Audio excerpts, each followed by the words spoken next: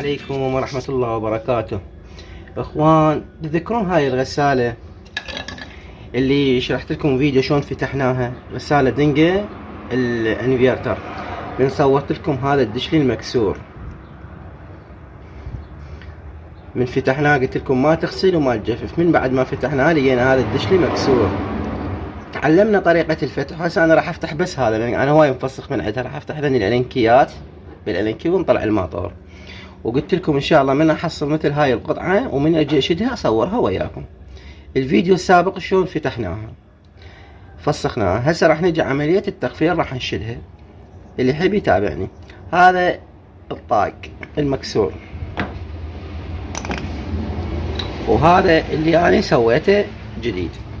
اخوان، هذا انا حصلته مو جديد، هذا بالاصل سقمته تسقام. يعني اخذت لي قطعة تفلون، يعرفون جماعة الصناعي، ووديتها للصناعي. عندي ربعي عندهم بالماكينة مالت الخراطة والتورنة. المهم اشتغلوا لي اياها وسووا لي اياها طبق الاصل نفس هاي جابوا لي اياها، والحمد لله والشكر اجت مثل ما انا اريد. هاي تركيبتها صحيحة.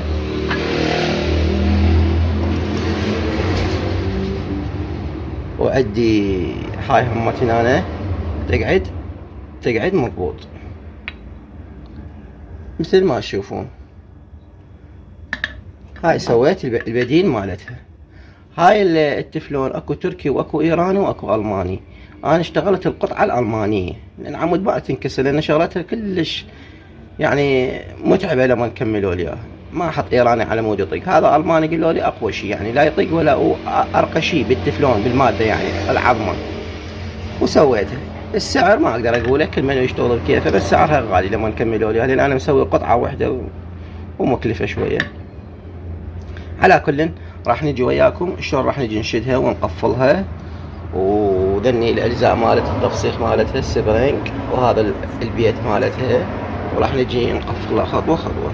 اخوان، انا عندي الستان ما ادري واقع مكسور، ما قاعد ادور بالمحل، ما قاعد اني القاه. انا اسد الباب عن الصوت،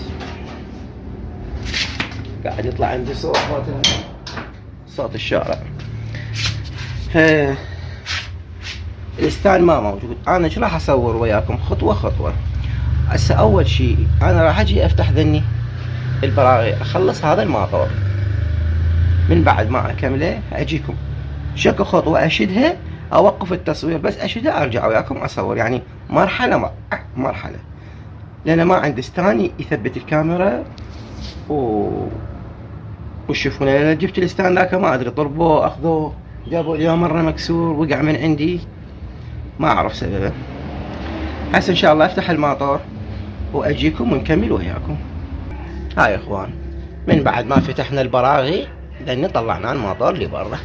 انا راح امشي وياكم خطوة خطوة. هذا المسمار مالته ينفتح بالالنكي، يعني مو 8 ولا 10 بالالنكي. والالنكي هذا الحجم مالته، رقمه ايش قد والله ما ادري، بس يعني هو معروف على ما اظن هو 7. المهم هذا اجينا، هذا الكارت مالنا.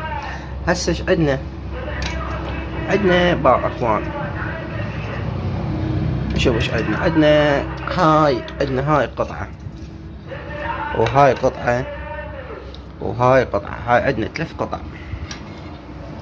هاي يكون تتركب وحدة بوحدة، والدور ندخلها بالماطور. شلون؟ عندك هذا اللي يشوفون الزلومات ذني الليط. هاي وجهها، شوفوا هاي الفتحة، هاي راح تصير هيك. شوفوا بقى اخوان، هاي الفتحة راح يطلع من عندها مالت الكليتش على مو شنو يتركب بهاي العتلة. الفتحة هاي راح تصير فوق هاي عندكم. وين راح يطبون ذني؟ راح يطبون بذني الثقوب. بس تتفحن يكبس. شوف بس تتفحن اخوان. من بعد ما ركبناها وقعدناها وكبسناهن، هاي وين اجت قبال الليطة. تشوفون هاي العتلة مالت البريك، شوفون انا اسحبها بيدي باوة. شي يصير عندك؟ شوف الميكانيك يكون هاي تطب بسهولة وتطلع بسهولة.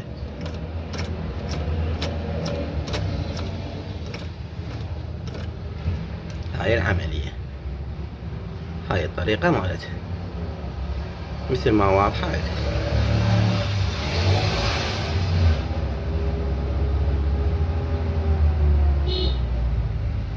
هاي اخوان من بعد ما قفلناها تشلع ذني الفيش مالت الماطور على مود تركب هذا الاطار من داخل الماطور. والمهم شدينا براغية. حراويكم شغلة، عندكم هذا النابض شوفوا وين يتركب. هذا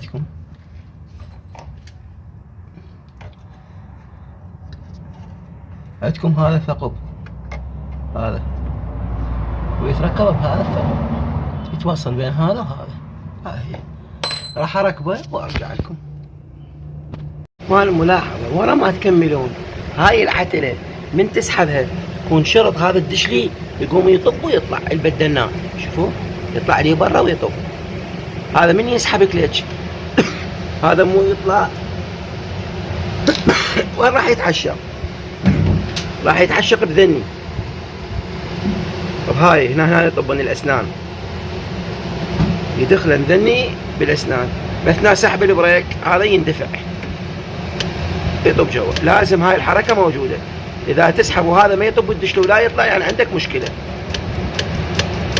ماشي. هاي ملاحظة للتنوع عليها لان انا من شديت وكملت ما انتبهت لهذا الموضوع، بس هذا اقول لكم بيه وان شاء الله كل شيء محلول وما بيه اي مشكلة. هذا اخوان شدينا النابض كملناه. هسه نرجع نقفل ونشد الماطور وذن الفيش شلعناهن. نجي نركب هنا واحد والابيض فوق.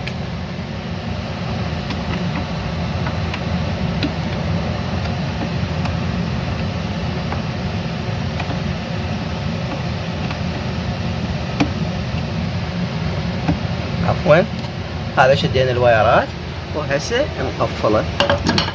عندنا هاي لا قبل هاي النجمة. هاي النجمة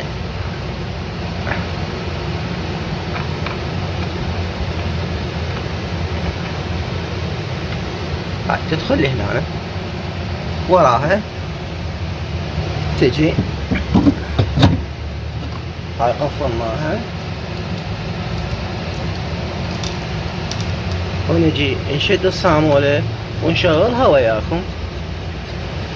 هاي بعدين ورا ما تخلصون عندكم هذا السير يرجع مثل ما كان انشد وياكم بهاي الصورة. انا راح اشد واكمل عمود نشغله بغسالة يصير الفيديو طويل.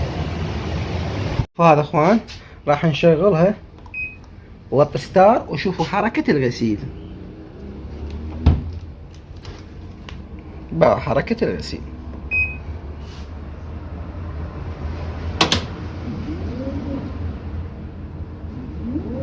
بينما كانت من ذاك الدشلي ما يفتح هاي الفرة لانه يفتح عندنا الجيربو، يفتح عندنا الدشلي. هسه فتح الصمام. هسه راح نشغل شنو الجفاف. الجفاف لازم الباب تنسد. هذا طيناها جفاف. هسه نشوف تجفف ان شاء الله او ما تجفف. شوية هاي النقاط غير صافي بس راح تشوفون انتو الحوض ان شاء الله واضح. هسه قفلت.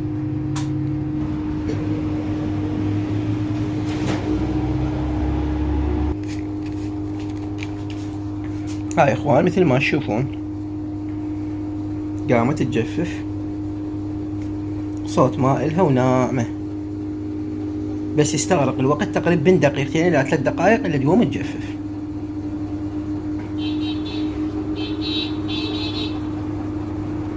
هي هاي فكرتها. هذا الجفاف. وهاي نظام الغسالة دنجة نظام الانفيرتر. شلون تعرف غسالة انفيرتر؟ مكتوب عليه انفيرتر يعني ماطور بدون قايش. نفس هاي الفكرة. الفيديو موجود عملية الفتح مالت الغراض وهسه هذا الفيديو عملية التصليح مالتها من بعد ما كملنا الدشلي وشديناهم. وياكم كان علي صالح مهدي من ورشة المهندس والسلام عليكم ورحمة الله وبركاته.